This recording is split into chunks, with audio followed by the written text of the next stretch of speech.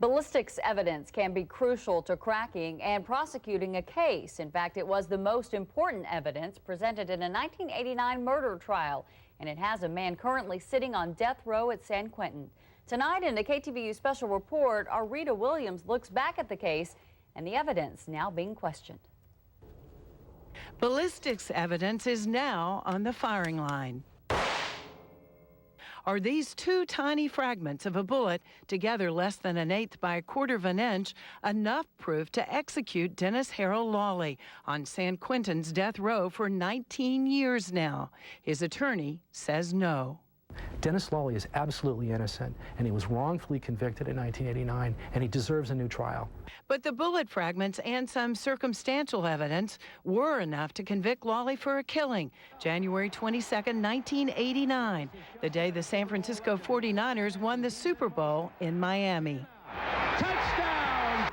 2,500 miles away, here in this empty field south of Modesto, Kenneth Lawton Stewart died from 2 gunshots to the back of his head. Kenny Stewart was a parolee just out of prison. At the crime scene, investigators found 2 fragments of a copper bullet and arrested Lawley 2 days later after finding what they said was the murder weapon, a Ruger .357 Magnum pistol in Lawley's cabin. There was no evidence that the gun had been recently fired. The gun had no fingerprints on it. A jury did not convict Lawley, a paranoid schizophrenic, of pulling the trigger, but of hiring the killer who did. Payback for a beating.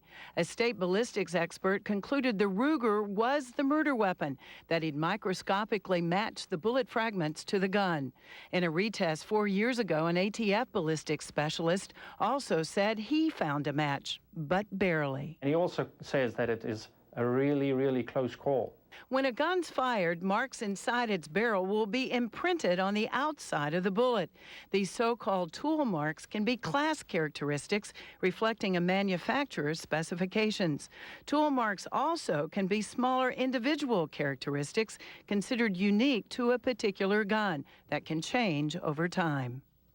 Now, some scientists and legal scholars are questioning the scientific basis and probability of tool mark matches of a bullet to a gun. Nobody has gone out to do the research to say what is the probability of having this particular mark on this particular place on the bullet. UC Hastings law professor and forensics expert David Fagman and others say it's not that tool marks aren't useful. If investigators find a whole bullet at a crime scene and can compare tool marks all the way around it with a gun that may have fired it. However, when a bullet hits a person or object, often all that's left are fragments, making a match more subjective, especially when an examiner is only trying to match the fragments to one gun, the suspect's. Those kinds of cognitive biases, knowing the other evidence in the case, for example, can lead somebody to find a match when, in fact, there's no match there at all.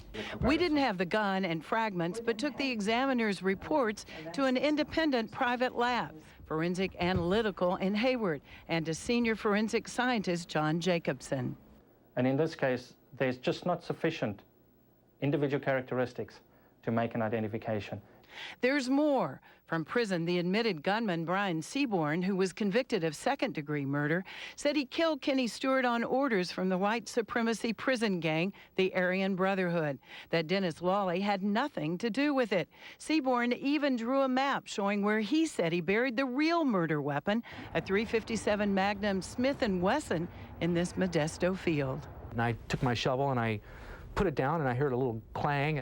Lawley's attorney says using a metal detector, he found the buried gun last December, a Smith & Wesson .357 Magnum, just like the shooter said he used. I'm going to call the police. Class characteristics are the same. So taking the bullets and the fragments that you have from the scene, there's a possibility that either of those 2 firearms could have fired the fragments that were found.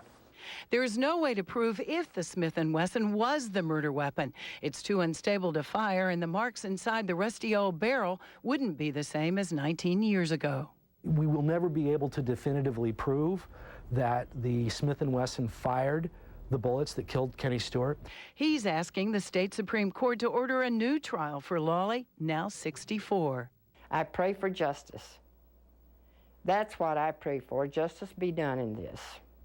that's all I can do is have faith in the Lord that he'll be released.